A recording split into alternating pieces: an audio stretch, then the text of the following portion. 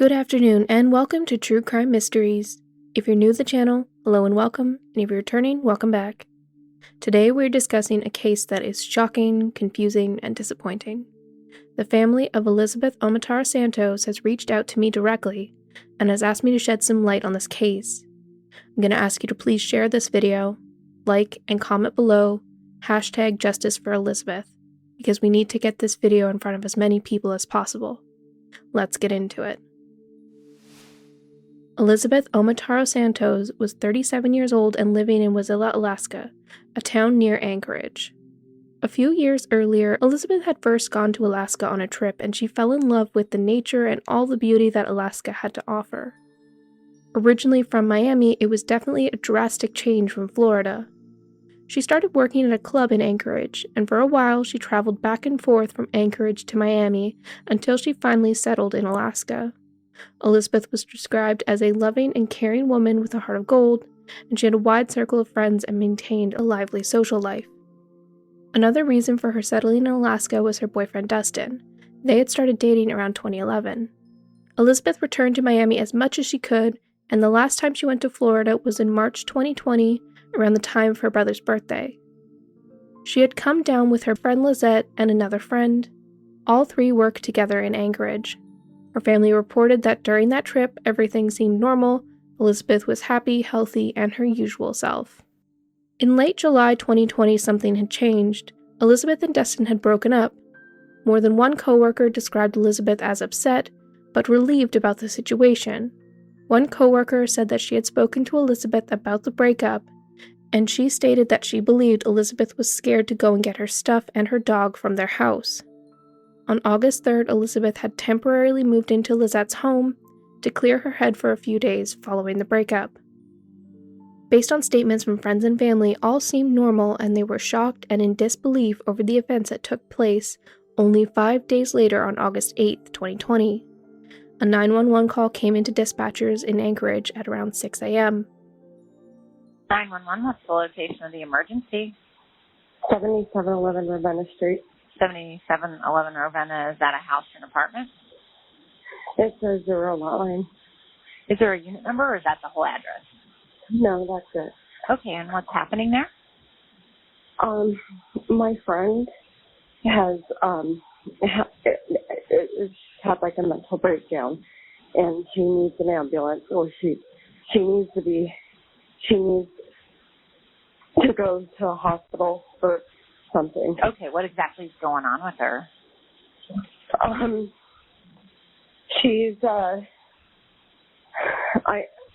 downstairs, but I'm scared now. I woke up to her just screaming, and she ran out the door, and then she came back in screaming hysterically, and then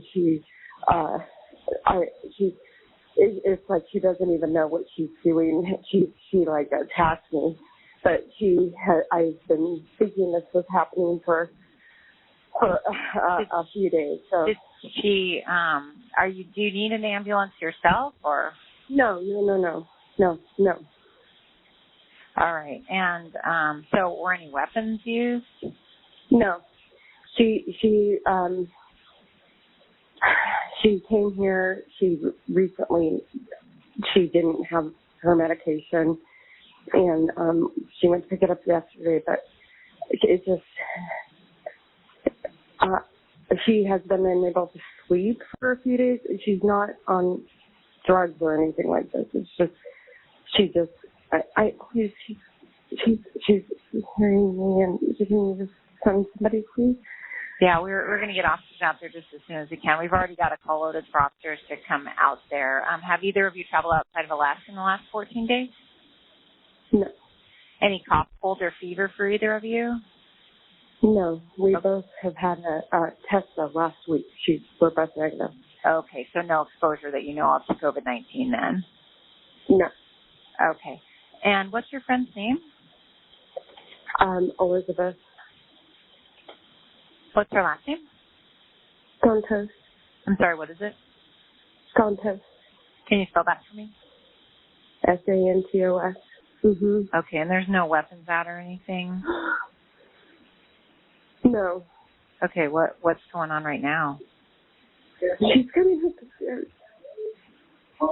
Okay, can you stay in a separate room from her until the officers get there?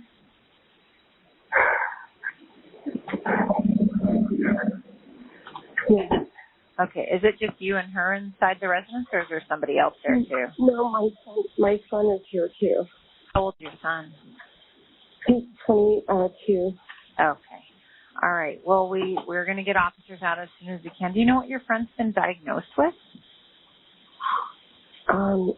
I only knew that she had, we're really thinking she has bipolar as well.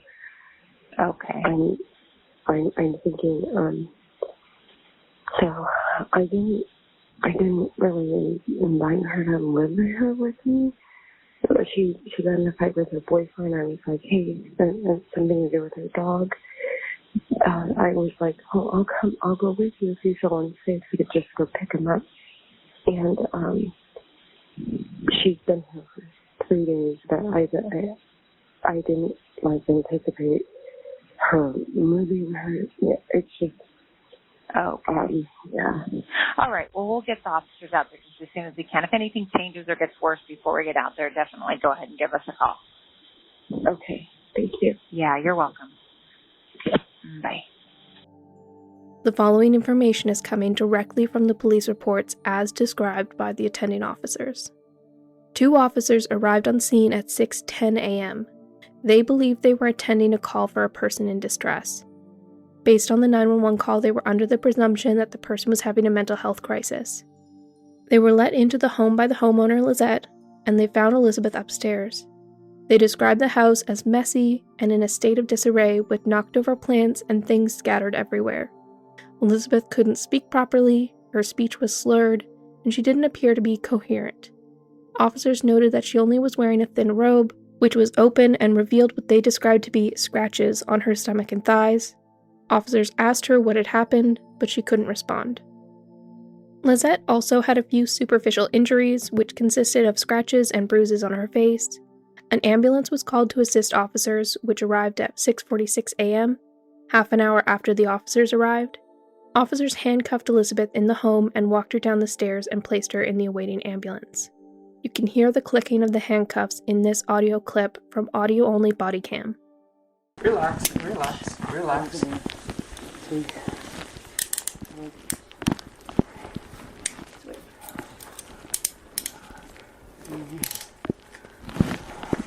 Close it in.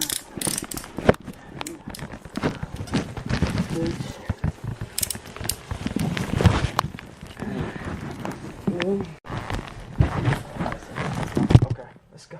Elizabeth, get up.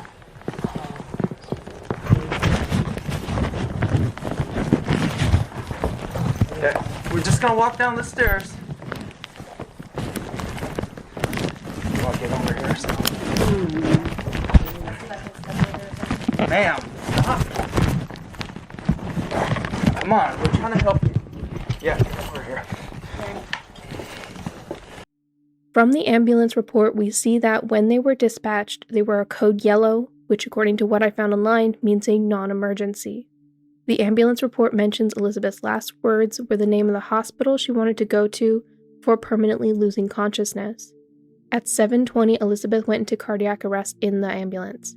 The paramedics began transport to the hospital at 7:23 a.m. The ambulance report also says they used a stair chair to get her into the ambulance, and they used a stretcher to remove her. While they were en route to the hospital, they switched their code to code red, which means full lights and sirens, and headed to the Providence Medical Center. When the ambulance arrived at the hospital 13 minutes later, doctors hadn't been expecting Elizabeth to have such extensive injuries. They counted 11 stab wounds to her abdomen and thighs. Several attempts to stabilize Elizabeth failed during surgery, and she died from excessive internal bleeding at 11:15 a.m. The officers on the scene had claimed that they did not notice the extent of Elizabeth's injuries, although her robe was wide open and the injuries were clearly visible. Months later, superior officers at the APD overseeing the homicide division would claim that the robe Elizabeth was wearing was drenched in sweat, but in this image it looks unmistakably like blood. Moreover, the saturation of blood on the robe is even mentioned in the police report.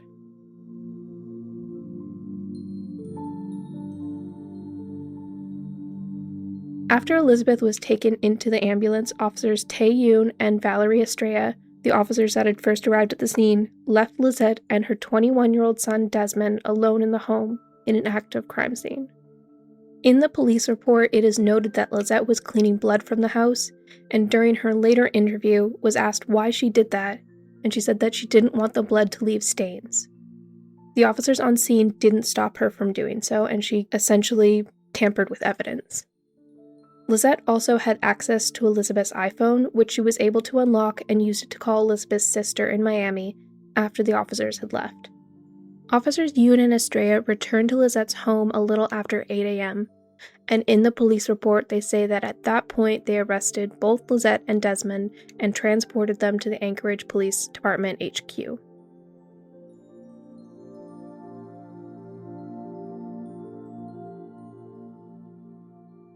Desmond is seen not handcuffed and is smiling and waving at people in the cop car. Audio was taken, but there's no way of knowing exactly what objects had been moved around between the time when officers first arrived to when they came back to process the scene, nor if Lizette and Desmond had changed clothing, since Alaska does not require body cameras on their police officers.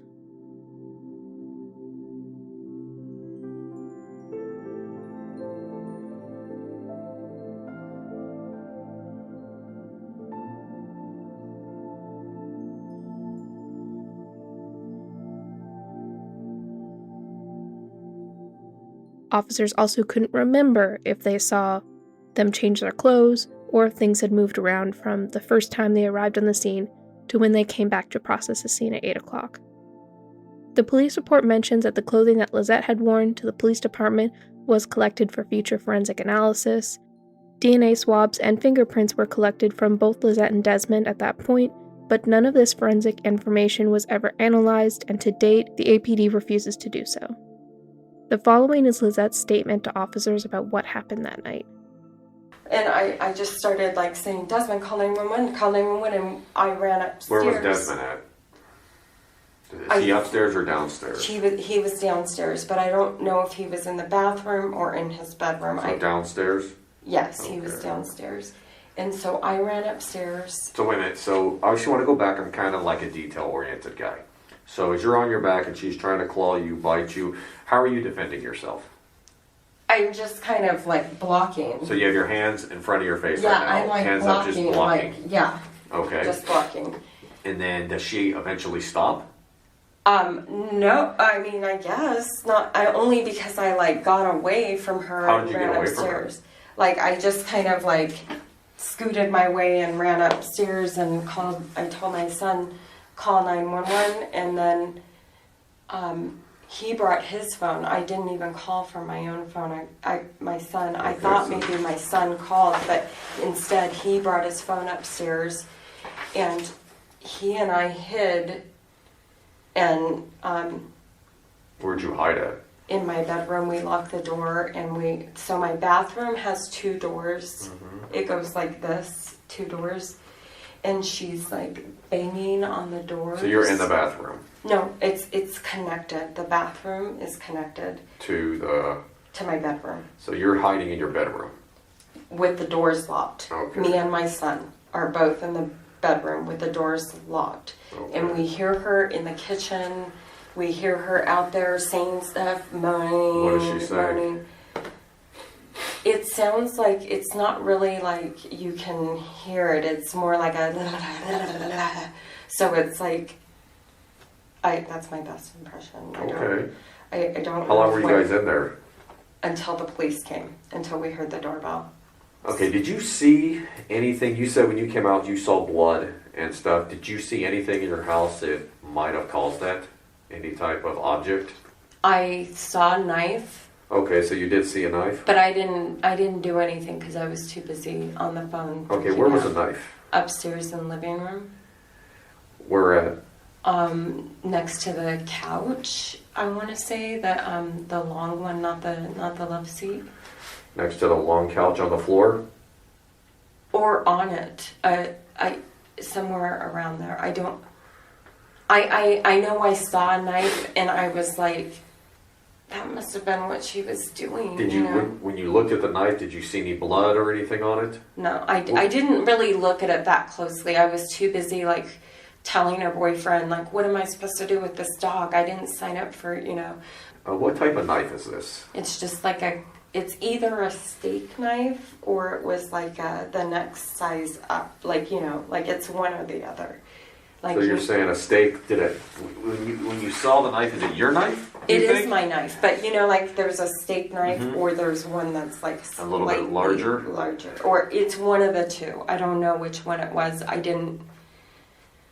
I honestly didn't, I saw it and I knew that was what she was probably using, but I didn't think it was. What color is the handle? It's gray and black. So gray and black handle? Yes. Okay. And a silver blade? Yes. Okay. Lizette's story contradicts several times, and in my opinion, the officer is using a technique called leading, where he sort of helps the interviewee with leading questions in order to get the narrative to a point. While Lizette has been questioned, officers processed the home. They found several knives scattered throughout the house. In the photographs, they all appeared to be clean and without any sign of blood. Elizabeth's autopsy and toxicology came back. It confirmed that she died from her injuries, but one thing didn't make sense. There had been nothing in Elizabeth's systems, no illegal substances, but there was a medication that the family has confirmed was not used while she was in surgery. Midazolam, which is a very strong sedative, more commonly known as Versed. It is used in conjunction with anesthesia as a sedative, and there was a lot of it in Elizabeth's system, which didn't make any sense. Versed was usually only prescribed to people who suffered from epilepsy and used only for emergencies. Otherwise, it is only administered by doctors.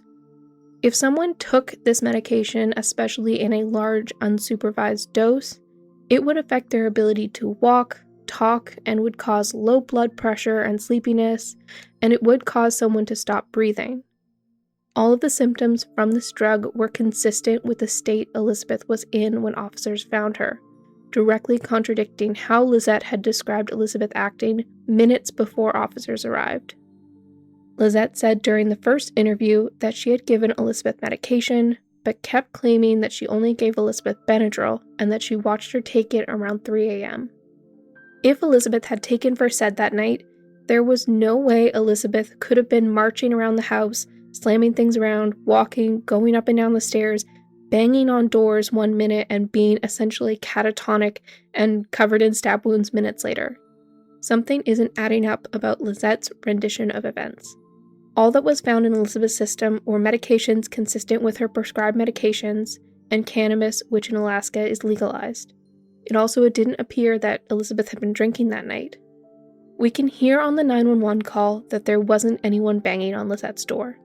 The only thing you can hear is when Lizette is moving from one room to another, and you briefly hear a man's voice, which I think we can safely assume is Desmond. This directly contradicts what Lizette had said during her interview. None of this reported noise could be heard in the background. Also, something that should be noted is that Lizette's next-door neighbors were interviewed during the neighborhood canvass. Lizette's home is a duplex that shares walls with the adjoining duplex. 4 people were home in the other duplex, and none of them reported hearing any of these loud bangings or screaming or otherwise notable noise that caused them concern. So what did you notice? So during the night, so her friend stayed the night last night, and so my daughter's room is right here, and then my partner who lives here too, his daughters are not here, but their room is right on connecting to that wall. And so the girls were up late last night, and then Micaiah said she can tell you this, but she heard thumping. But then we did talk about it because I thought the girls came up. I thought her friend Sarah came up and slept on the couch because she was going to stay in the little girl's room. And so I just asked Micaiah that. I'm like, did Sarah come upstairs? And so I did hear some thumping on that wall up there as well. You did too? Yeah, we both heard noises. Yeah. About what time? About 3:30, maybe 4. Did you hear any talking or anything? No, I can't really hear too much. I'll hear occasionally music and then mostly just thumping on those walls. So just music and thumping, mainly? I didn't hear music last night, though. Just thumping? Yeah. Did you hear anything else or see anything? Not that I remember. It seemed like it was all inside, or was it partially outside, or? Inside for sure. And we didn't hear any of the ambulance or anything like that. But one note I wanted to make, and the blue truck, though, we've only noticed show up in the last week or so. And we didn't recognize the gal that had it. So, I mean, we hear noises during the night. I'm a light sleeper, so I would hear noises anyway. So it didn't really seem anything out of the ordinary, to be honest. Interestingly, during the police canvass, a neighbor mentioned witnessing a disturbance at Lizette's house 2 nights earlier in which a woman matching Lizette's description chased out a man with a truck from the residence. That man was never identified.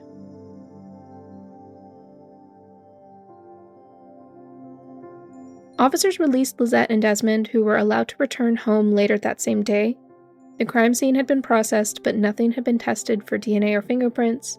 They never determined which weapon, if any of the ones that they had recovered, had been the knife that had injured Elizabeth. Elizabeth's cause of death was noted on her death certificate as undetermined.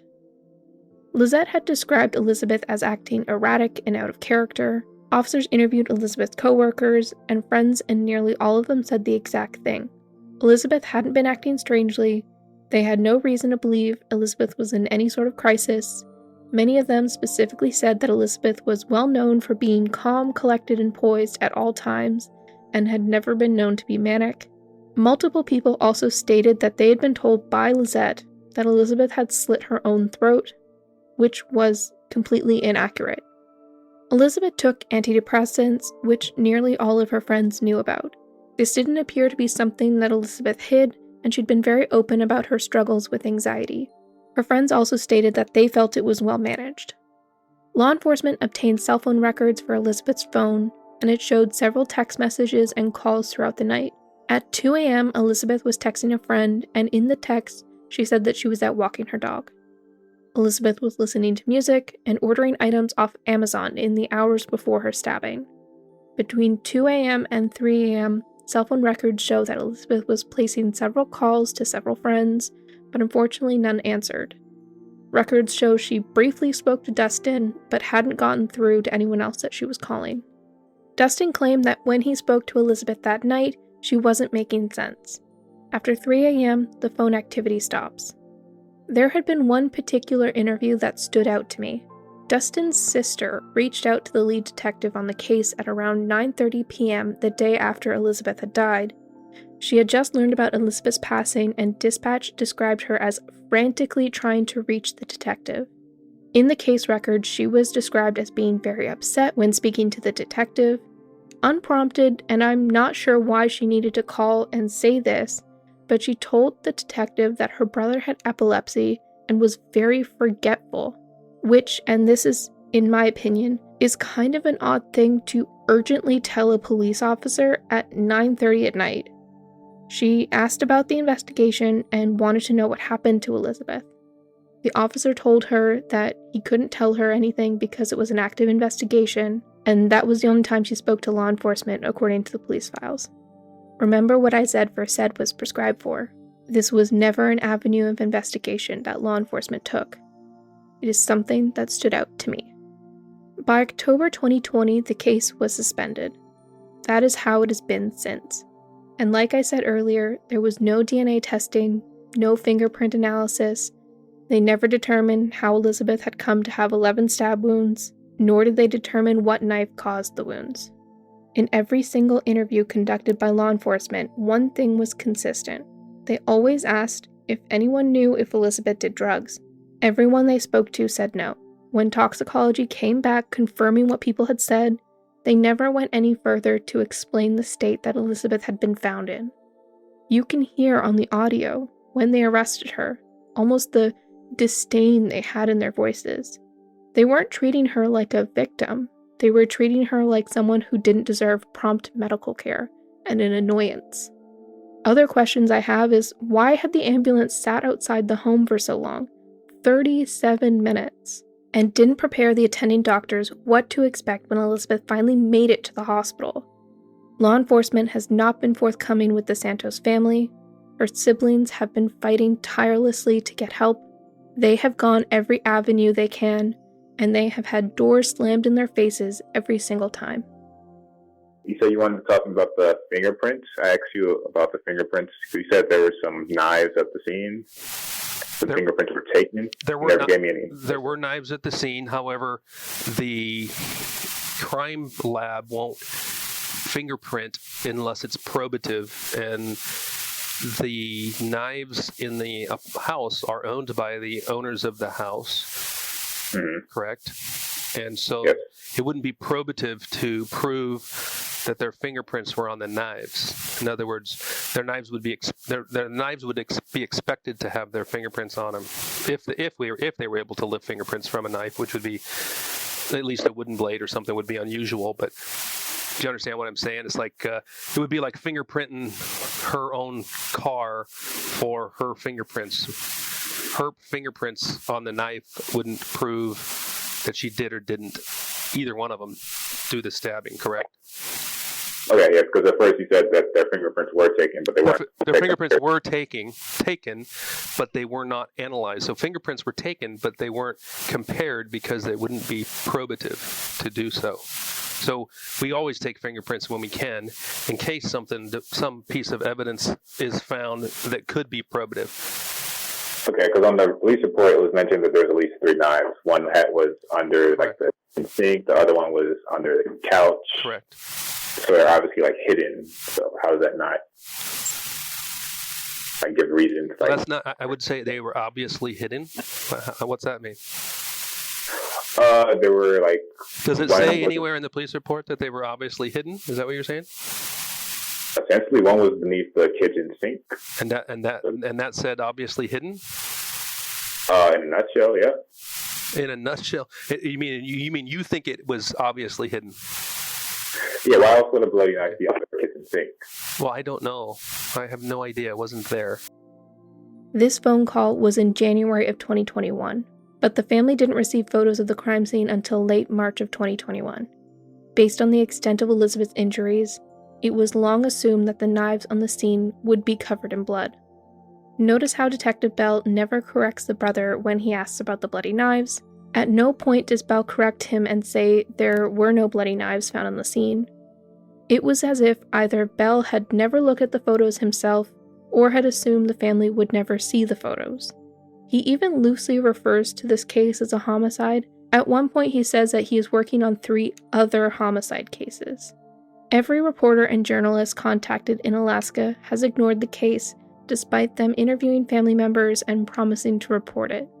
The only thing published was this short article, written the day after Elizabeth died. The family feels that more people might come forward with more information if local news actually reported these strange events, and if people knew the details that had gone on in this case. In my opinion, based on what we see here, it almost looks like law enforcement are just waiting for the clock to tick down, and we are running out of time. The statute of limitations is approaching and is set to expire in August. The family has reached out to several lawyers in Alaska, and they can't find anyone to take Elizabeth's case.